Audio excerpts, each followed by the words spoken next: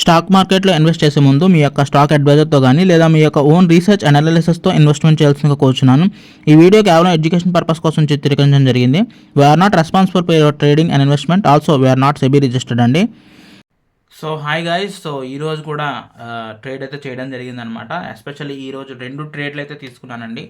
Present అయితే current పోయిందనమాట. So అయినా సరే కరెంట్ పోయినా 2 ట్రేడ్లు కరెంట్ పోయినప్పుడే తీసుకున్నాను అనమాట. ఇంటర్నెట్ అంటే స్ట్రీమ్ అయిపోయింది. ఈరోజు 2 ట్రేడ్లు, ఒకటేమో ఆప్షన్ ట్రేడింగ్ ఒకటి చేశాను, ఇంకొకటి వచ్చేటప్పటికి ఇంట్రాడే ట్రేడ్ అయితే చేయడం జరిగిందనమాట.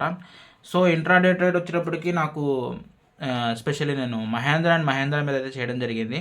అసలు ఎందుకు మహేంద్ర అండ్ మహేంద్ర మీద ఎందుకు ట్రేడ్ చేయడం జరిగింది అనేది ఒక ఫస్ట్ విషయం.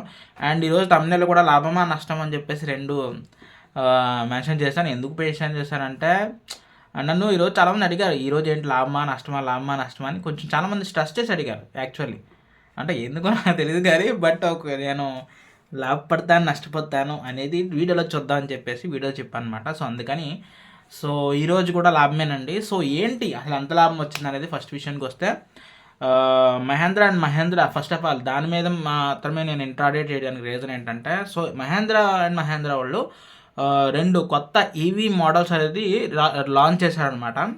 సో అది వచ్చేటప్పటికి అన్లిమిటెడ్ అనమాట. అన్లిమిటెడ్ అనే పేరుతో రిలీజ్ చేశారు. సో అది మార్కెట్లో చాలా బాగా నిన్న ఇదేంటిది అడ్వర్టైజ్ అయిందనమాట మహేంద్ర వాళ్ళది. సో దానివల్ల నేను యాక్చువల్లీ ఫస్ట్ ట్రేడ్ అయితే చేశానమాట.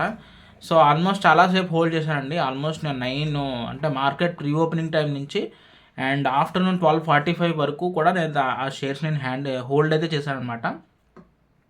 అండ్ ఫస్ట్ ట్రేడు అంటే రెవెన్యూ వచ్చేటప్పటికి 544 సంథింగ్ అలా చిల్లర వచ్చిందనమాట. సో నెక్స్ట్ వచ్చేటప్పటికి నేను నిఫ్టీలో తీసుకున్నానండి ట్రేడు. సో ఈసారి ఒక స్లాట్తో కాకుండా ఒక 3 స్లాట్లతో ట్రేడ్ చేశాను అనమాట. ఫస్ట్ ఒక స్లాట్ తీసుకున్నాను, ఆ తర్వాత దాని మూమెంట్ చూసి నేను ఇంకో 2 స్లాట్లు బుక్ చేసి ఎగ్జిట్ కొట్టాను అనమాట. సో టోటల్ దాని నుంచి కూడా ఒక 400+ అయితే మా అమౌంట్ అయితే రిలీజ్ అయింది. మీకు కరెక్ట్ ఎగ్జాక్ట్ మీరు ఇక్కడ అమౌంట్ చూడవచ్చు ఎంత వచ్చిందని చెప్పేసి. సో టోటల్ 988 రూపీస్ 988 రూపీస్ అయితే ప్రాఫిట్స్తో ఈరోజు డే క్లోజ్ చేశాను అనమాట. యాక్చువల్లీ ఈరోజు అంతసేపు లాంగ్ హోల్డింగ్ చేసినప్పుడు కూడా నాకు భలే మజా వచ్చిందనమాట. ఏంటంటే ఇప్పుడు స్ట్రీమ్ క్లోజ్ అయిపోయింది. స్ట్రీమ్లో ఉన్నంతసేపు నేను దాని మీద ఫోకస్ చేస్తానండి.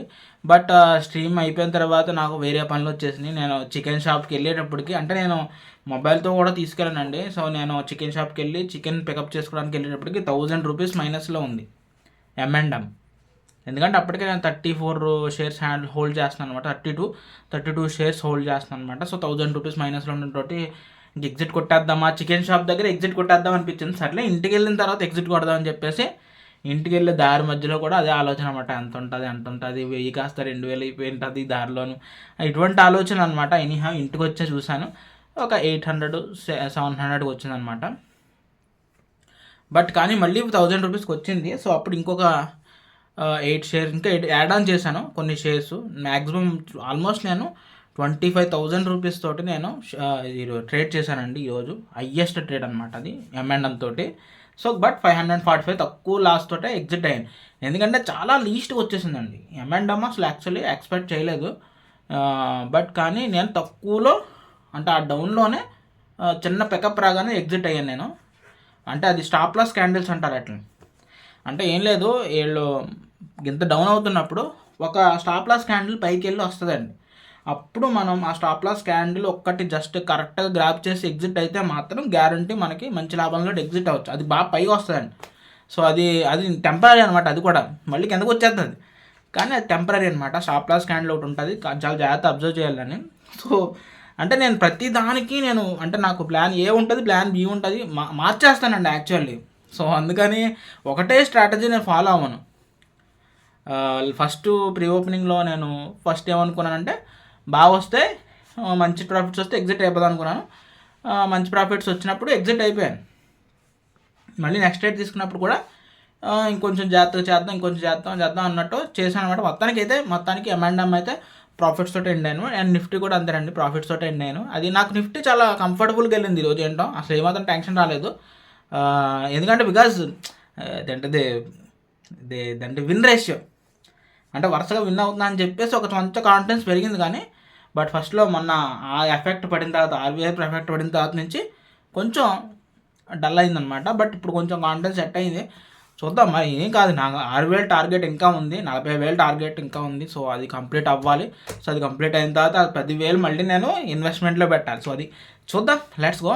అండ్ ఈరోజు కొచ్చిన్ షిప్ యార్డ్ కూడా చాలా మంచిగా పాజిటివ్గా రియాక్ట్ అయింది. సో కొన్ని షేర్స్ బాగానే ముందుకెళ్ళినాయండి, అంటే ఈక్విటీస్లో నేను పెట్టిన ఇన్వెస్ట్మెంట్స్. సో అవి కూడా కొంచెం చూడాలి, కాన్సన్ట్రేట్ చేస్తున్నాను. Okay guys, that's it. మళ్ళీ నెక్స్ట్ ట్రేడింగ్ డేలో ఈసారి లైవ్ స్ట్రీమ్లో మళ్ళీ కలుద్దాం, ఓకేనా? సో మ్యాక్సిమం 12 o'clock 10 o'clock ఆ టైంలో ఈ లైవ్ రిలీజ్ అవుతుంది, ఎందుకంటే అది రెండరింగ్ అవ్వాలన్నమాట. సో అందుకని ఓకే. సో బాయ్ గైస్, ఉంటాను మరి, టేక్ కేర్, బాయ్.